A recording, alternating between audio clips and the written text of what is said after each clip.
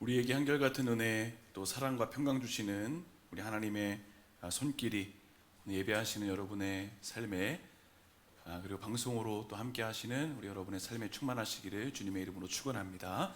오늘 말씀의 제목은 순환의 선택 앞에서라는 제목으로 함께 말씀을 살펴보겠습니다. 임진왜란 때 이순신 장군께서 조선의 수군을 이끌고 외선을 격파한 유명한 전투가 있죠. 명량해전 들어보셨죠? 이 명량해전이 유명한 이유가 무엇인가? 신에게는 아직 12척의 배가 남아 있습니다. 아마 그 이야기도 있겠지만 그 상대인 일본국에 133척의 배를 격파했다는 그 이야기 때문이 아닌가 싶습니다. 그런데 많은 분들의 여러 가지 평가 가운데 이 전투가 승리할 수 있었던 신의 한 수가 있다면 바로 이순신 장군께서 조류의 힘을 완벽하게 파악하고 활용을 했다는 것으로 분석하는 분도 있습니다. 조류는 사람의 힘으로 거스르 올 수 없는 힘이죠.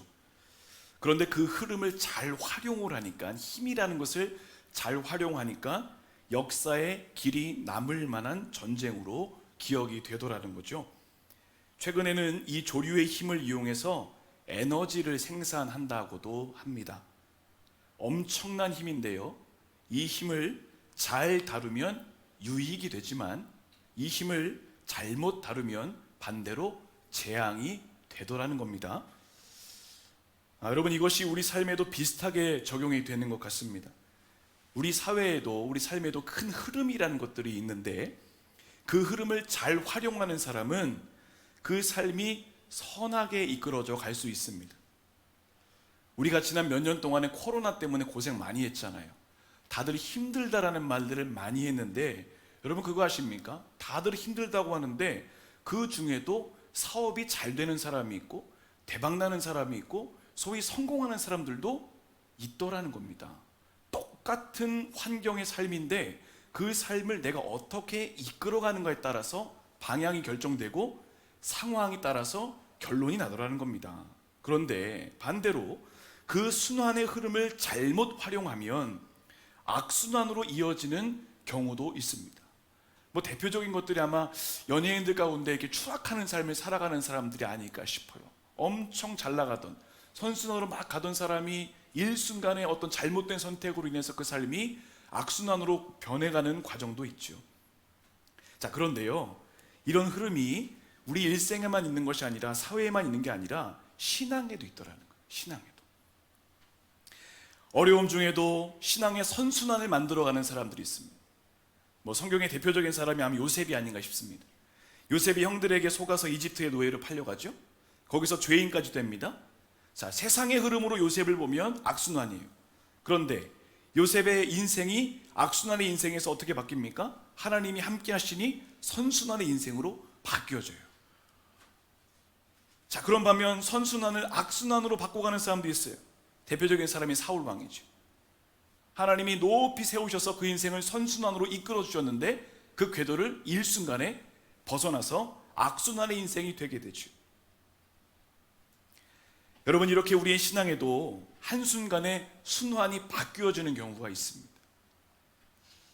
오늘 본문이 기록된 사무엘상 25장은 이스라엘의 역사에서 굉장히 중요한 사건이 하나 기록됩니다. 25장 1절 말씀 보시면 사무엘이 죽어요. 우리가 전에도 살펴봤던 내용인데 사무엘상 25장에서 사무엘이 죽으면서 이스라엘이 어떤 상황이 되냐면 패닉 상태가 됩니다. 영적 공백 상태가 생겨요. 이 공백 상태를 보여주는 대표적인 인물이 바로 사울과 다윗입니다. 이 사람들이 갈피를 못 잡고 방황이라는 것을 하게 되죠. 자, 영적 공백이 생기니까 어떤 상황이 되냐? 판단력이 흐려지네요. 사무엘의 죽음 이후에 다윗의 행보를 보면 그가 블레셋으로 도망쳐요. 그리고 사울은 어떠냐? 신접한 여인을 만나서 귀신과 만나려고 하죠. 판단력이 완전히 흐려집니다. 자, 이렇게 이스라엘의 영적인 방황과 순환의 혼란이 생긴 이 25장에서 성경이 아비가일이라는 사람을 딱 등장을 시킵니다. 자, 아비가일, 이름의 뜻이 뭐냐? 아버지의 기쁨으로 인해 기뻐한다. 그러니까 무슨 말이에요? 하나님이 기뻐하시면 그것이 나의 기쁨입니다. 하나님의 즐거움이 나의 즐거움입니다. 그러니까 하나님의 마음을 품고 살아가는 사람이 아비가일이라는 거예요. 자, 아비가일에게 남편이 있네요. 그의 가정사 잠깐 볼까요? 이름이 나발입니다. 나발. 근데 25장 22절을 보면 아비가일이 자신의 남편에 대해서 이렇게 설명해요. 사무엘상 25장 25절 후반절. 그의 이름은 나발이라. 그는 미련한 사람입니다. 자기 남편을 갖다가요 세워주지 못할 망정 미련한 사람이라고 그냥 팩트만 얘기하는 거예요. 이 사람은 원래 미련한 사람이에요. 우리 전후 상황을 좀 이제 살펴볼 겁니다. 자, 3절에서는 이 두 사람을 구체적으로 설명하는데 3절 잠깐 보시죠. 아비가일은 총명하대요. 용모가 아름답대요. 미모와 지성과 영성 모든 것을 겸비한 여인입니다. 그런데 나발은 어떤가? 완고하고 행실이 아주 악한 사람으로 평가됩니다. 자, 이제 성경은 이 아비가일의 모습을 통해서 선순환의 인생이 뭐냐, 우리의 상황에서 선순환과 악순환이 두 가지 상황이 있을 때 어떻게 선순환으로 바꿔갈 수 있을 것인가를 전합니다. 여러분, 우리의 사명이 이 땅 가운데 사명이 있다면 하나님의 나라를 이루어가는 거예요. 그러면 어떻게 하나님의 나라를 이루어갈 거냐? 선순환을 만들어내야 됩니다. 그런데 이 선순환이 가만히 있다고 되는 게 아니에요. 우리의 선택에 따라서 순환이 바뀌어질 수 있다는 거죠. 작은 순환도 있지만 이 작은 순환들이 어느 순간 큰 순환으로 바뀔 수 있어요. 오늘 말씀을 통해서 우리에게 주시고자 하는 교훈과 은혜를 몇 가지로 나누겠습니다. 첫 번째로는 악순환의 요소를 제거하는 것부터 시작하는 겁니다. 악순환의 요소를 제거하라. 사무엘상 25장은 하나의 사건을 통해서 악순환의 재료들을 우리에게 보여줍니다. 자, 한 번은 나발이 자신의 양떼를 깎았던 적이 있습니다. 이때가 어느 때냐면 추수 때와 비슷한 거예요. 그러니까 농사하는 사람이 추수 때에 잔치를 벌이고 기뻐하는 것처럼 이 목자들도 양떼의 털을 깎는 것에서 기쁨의 날들이 있습니다. 자, 그런데 보통 이런 양떼를 거느리다 보면 불량한 집단들을 만날 가능성이 있기 때문에 경호원 같은 사람들이 필요했죠. 그런데 나발은 이런 경호 인력들이 없었던 모양입니다. 그래서 다윗의 군사들이 나발의 목자들과 양떼들을 돌보아주는 일들이 있었어요. 다윗의 군사들이 어떻게 섬겼는가? 15절과 16절 보겠습니다. 사무엘상 25장 15절과 16절. 자, 이렇게 말합니다. 우리가 들에 있어 그들과 상종할 동안에 그 사람들이, 목자들입니다, 군사들이 우리를 매우 선대하였으므로 우리가 다치거나 잃은 것이 없었으니 위험이 있었는데 막아준 거죠. 16절, 우리가 양을 지키는 동안에 그들이 우리와 함께 있어 밤낮 우리에게 담이 되어 주었다. 굉장히 안전하게 보호받았다는 거죠. 자, 이렇게 나발의 목자들은 다윗의 군사들 덕분에 모든 사명을 잘 감당했어요. 고마운 일이잖아요. 얼마나 고마워요. 자신의 모든 임무가 잘 마무리된 이후에 다윗이 나발에게 메시지를 보내요.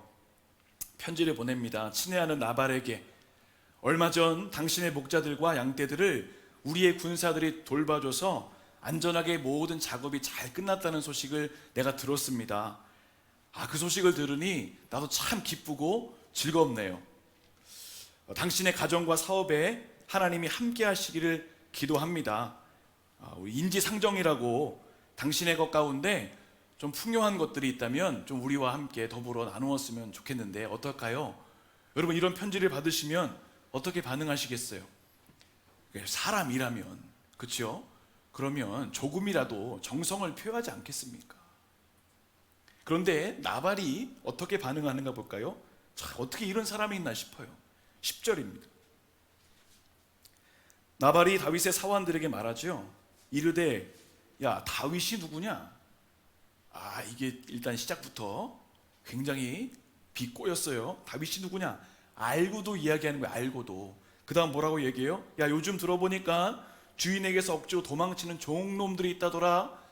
다윗이 지금 왕의 자격을 사실 이제 정확하게 기름 부음 받진 않았지만, 세워지진 않았지만 왕의 자격을 사실상 갖고 있는 거잖아요. 그런데 그를 종이라 평가합니다. 자, 다윗이 사울 왕을 피해 도망치는 그 상황을 비꼬며 조롱하는 거예요. 여러분, 이런 나발의 태도에서 우리가 악순환을 이끌어가는 재료들을 발견합니다. 그 하나가 뭐냐? 교만함입니다.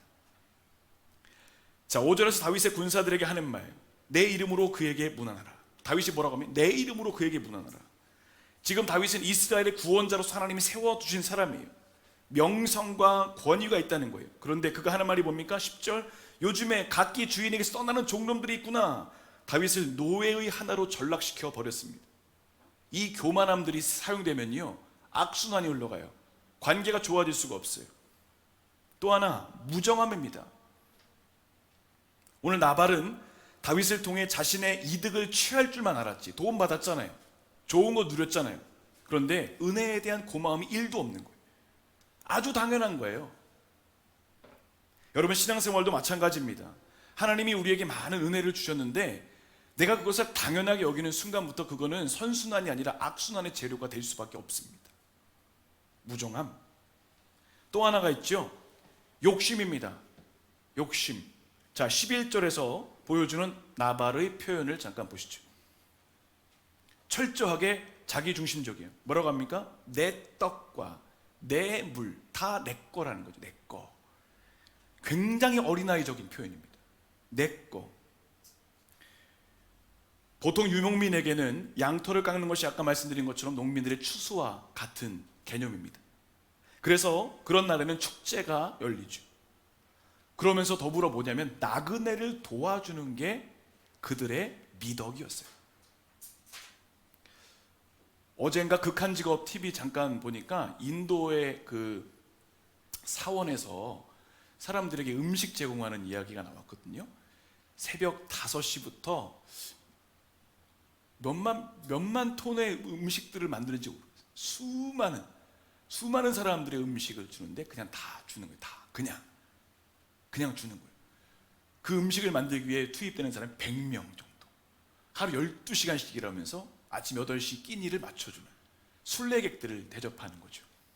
이때도 마찬가지인 거예요. 자기들에게 좋은 일들이 있으면 나눠줬거든요. 그런데 율법에도 그것을 정하고 있는데 다윗이 요구한 음식들, 이거 억지로 요구하는 게 아닙니다. 상식이었어요. 그 당시 상식이었는데 나발은 은혜를 받았지만 은혜를 흘려보낸 통로는 되지 못했다는 거죠. 욕심이 악순환의 재료가 될 수 있어요. 보세요. 여러분, 지금 이 세 가지, 교만과 무정함과 욕심을 통해서 누가 선순환을 이끌어낼 수 있겠습니까? 그런데 이 요소 잘못 쓰면 선순환도 악순환이 될 수 있다는 겁니다. 자, 또 하나가 있습니다. 비인격입니다. 비인격. 여러분, 나발의 인격을 보세요. 이거 완전 바닥입니다. 그의 언어를 보세요. 언어에도 정중함이 없어요. 보통 여러분 싫으면 거절할 때 그런 정중히 거절해요. 이게 배운 사람들의, 교양 있는 사람들의 모습이지요. 그런데 이 나발은 1차원적인 이 태도예요. 내 감정, 기분, 요거에 따라서 그냥 툭 하고 던지는 거예요. 자, 보세요. 교만, 무자비, 욕심, 비인격, 이런 것들이 모든 악순환의 원인이 될 수 있다, 성경은 이야기합니다. 이랬던 사람이 또 있거든요. 역대상 19장을 보면 암몬의 왕 한온이라는 사람이 나오는데, 이 한온이 자신의 아버지가 죽으니까 다윗이 조문단을 보내요. 근데 한온이 뭐라고 말하냐면, 너희 조문단 정탐하러 온 스파이지, 이래가지고 이 사람들이 모욕을 주거든요. 근데 결국 이런 모욕적인 행동이 어떻게 됩니까? 전쟁으로 이룬. 그러니까 상대방을 대하는 태도와 이런 모든 것들이 다 악순환의 재료가 될 수 있다는 겁니다. 선순환을 만들어낼 수 있는 상황에 세상적이고 인간적인 요소가 딱 작용하는 순간 선순환이 악순환이 됩니다. 잠언은 이야기합니다. 잠언 18장 6절과 7절. 미련한 자의 입술은 뭘 일으켜요? 다툼을 일으킨다. 그의 입은 그 다음 매를 자청한다. 7절. 미련한 자의 입은 그의 멸망이 되고 그의 입술은 그의 영혼의 그물이 되어버립니다. 자, 이렇게 부정적인 요소를 통해서 선순환이 악순환으로 바뀌어질 수가 있다는 것이죠. 자, 그 결과가 무엇인가? 오늘 12절과 13절 말씀 보겠습니다. 나발의 악순환의 재료가 어떤 결과를 가지고 옵니까? 다윗의 소년들이 돌아와서 자기 길로 행하여 돌아와 이 모든 말을 그에게 전하며 다윗에게 그대로 이야기하니까 다윗이 13절 자기 사람들에게 말합니다. 너희는 각기 칼을 차라 하니 전쟁으로 이어집니다. 각기 칼을 차매 다윗도 자기 칼을 차고 다윗이요? 군사들만 보낸 게 아니에요. 내가 직접 갈 거야. 그러니까 지금 왕이 움직이는 거예요. 리더가 움직이는 거예요. 이 분노의 게이지가 엄청났다는 거죠. 너희들만 갔다 와가 아니라 내가 면전에서 그를 완전 없애버릴 거예요. 이런 태도로 갑니다. 자, 보세요. 악순환의 요소들이 착착 뿌려지니까 조미료에 음식이 들어가는 것처럼 그 맛이 악한 것으로 악순환으로 계속 바꿔지더라는 거죠. 나발의 부정적이고 교만한 태도에 영적이었던 이 다윗도 분노합니다. 여러분, 악순환의 요소는 결국 분노함으로 이어질 수밖에 없고 그 분노를 통해서 안 좋은 결말에 갈 수밖에 없다는 거죠. 자, 그렇다면 이런 악순환의 기로에서 어떤 선택을 할 것이냐? 간단하죠. 선순환의 요소를 채우는 겁니다. 순환의 흐름을 바꾸려면요, 다른 힘이 작용해야 돼요. 그것보다 더 센 힘이 있어야 됩니다. 거스르는 힘이 있어야 됩니다. 악순환이 세상의 힘이라면 그것을 압도할 수 있는 힘이 있겠죠. 그게 뭐냐? 바로 하늘의 힘입니다. 하나님으로부터 나오는 힘, 영적 힘이죠. 세상적인 힘으로 악하게 흘러가는 그 흐름을 선순환으로 바꿔내는 사람이 바로 아비가일인데, 아비가일을 통해서 영적 순환의 흐름이 바뀌는 것이 나옵니다. 자, 다윗의 군대가 나발을 공격하기 위해 준비하고 있습니다. 악순환이 가속되고 있어요. 이거 놔두면 엄청나게 큰 피해 도륙이 일어납니다. 자, 이때 나발의 하인이 급하게 아비가일에게 이런 정황들을 이야기하죠. 자, 이제 보세요. 17절입니다. 그런즉 이제 당신은 어떻게 할지를 알아. 그 다음 뭐라고 합니까? 생각하래요. 생각. 자, 악순환의 흐름을 깨는 첫 번째 방법이 뭡니까? 생각하라. 자, 이 말의 의미는 뭐냐면 나발이 어떤 사람이라는 거예요? 뭐 없이 행동하는 사람? 생각 없이 행동하는 사람. 여러분, 요즘에 우리 시대가 그렇게 변해가는 것 같지 않으세요? 생각 없이 행동하는 사람이 참 많지 않습니까? 묻지마 범죄도 마찬가지예요. 잘못된 생각도 있지만 아예 생각 자체가 없는 거예요. 그러니 그냥 느낌대로 행동을 하는 거예요. 자, 생각해야 돼요. 여러분, 생각하라는 게 무엇을 이야기할까요? 본능대로 움직이지 말라는 겁니다. 컨트롤할 수 있다는 겁니다. 자, 순환의 흐름 앞에서 가장 먼저 해야 될 것, 생각하는 겁니다. 마음을 다스리라는 겁니다. 잠언 15장 28절은 말합니다. 의인의 마음은 대답할 말을 깊이 생각한대요. 생각한다. 나발은 그냥 생각 없이 막 던져냈지만 아비가일이 생각하라 이야기를 들어요. 악인의 입술은 악을 쏟아낸다. 여러분, 아비가일은 생각만 하지 않고 생각하고 그 다음에 행동했어요. 아비가일이 가장 먼저 한 일이 뭔가요? 가장 먼저 한 게 뭐냐면 음식을 준비합니다. 음식. 자, 18절 보실까요?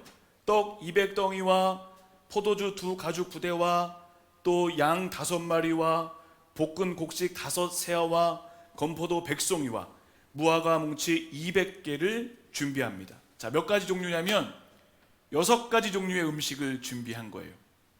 자, 세심함입니다. 정성입니다. 배려입니다. 자, 이게요, 생각을 한 거예요.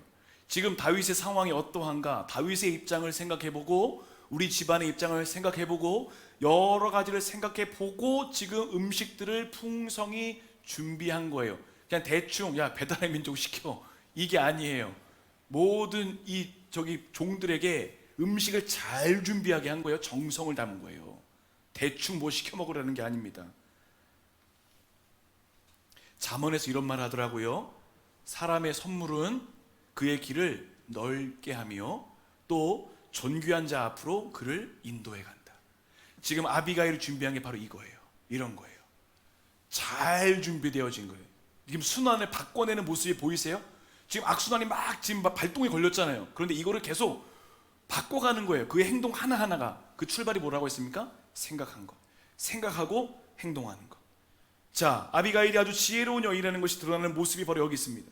나발에게 말해봤자, 그럼 나발에게 말해봤자 뭐예요? 안 될 일 뻔하잖아요. 욕만 먹고 또 쿠사리 듣고 막 이렇게 되는 거잖아요.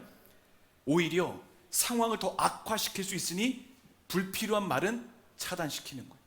나발에게 말할 필요 없어. 우리끼리 하는 거야. 자, 여러분, 이런 모든 행동의 시작이 뭡니까? 뭐 하라?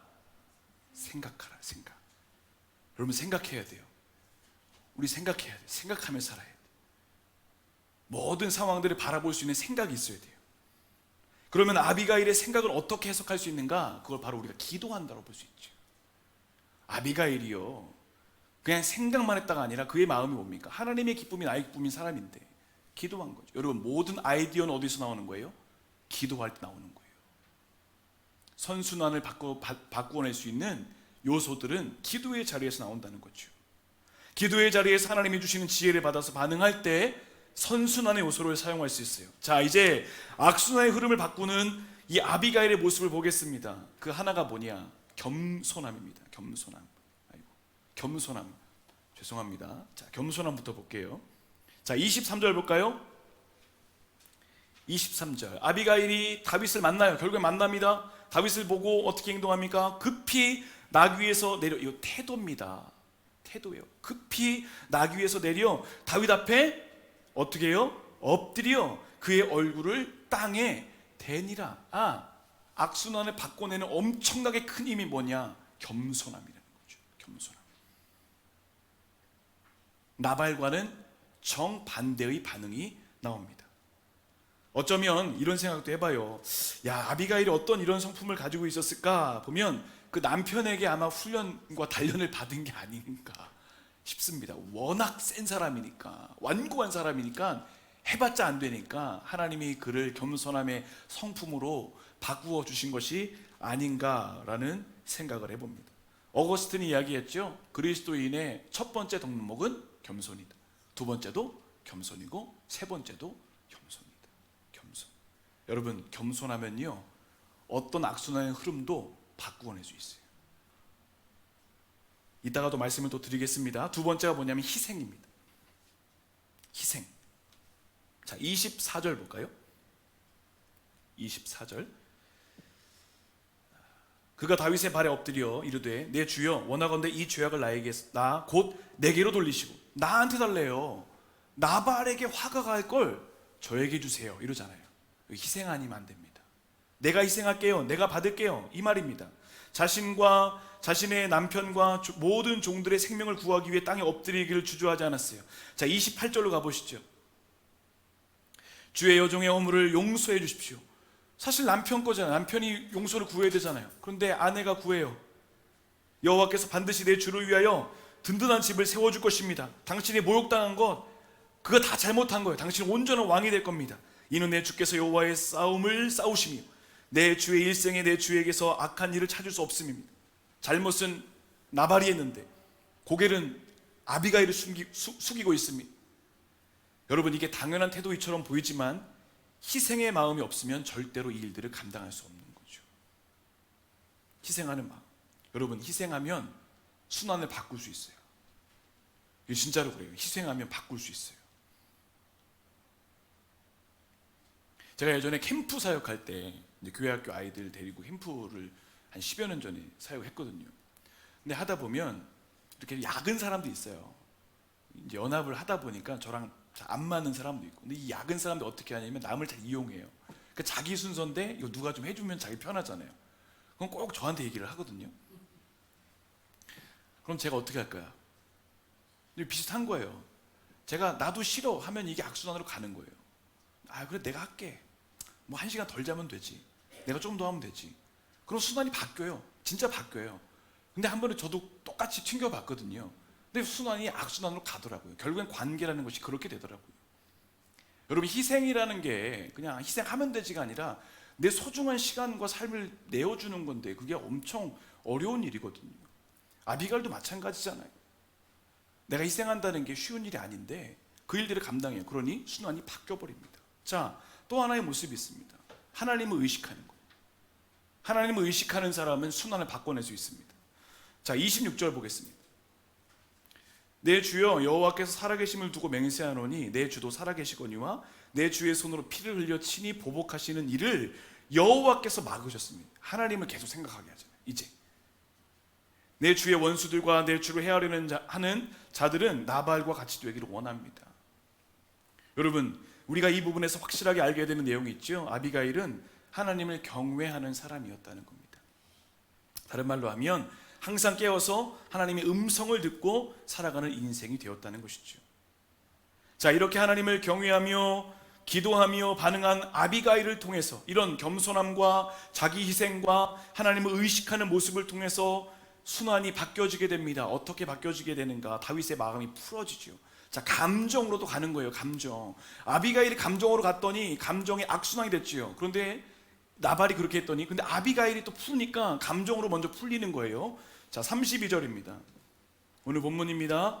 다윗이 아비가일에게 말합니다. 오늘 너를 보내어 나를 영접하게 하신 이스라엘의 하나님 여호와를 찬송한다. 아, 이거 하나님이 하시는 거구나. 내 마음이 지금 누그러지는 거예요.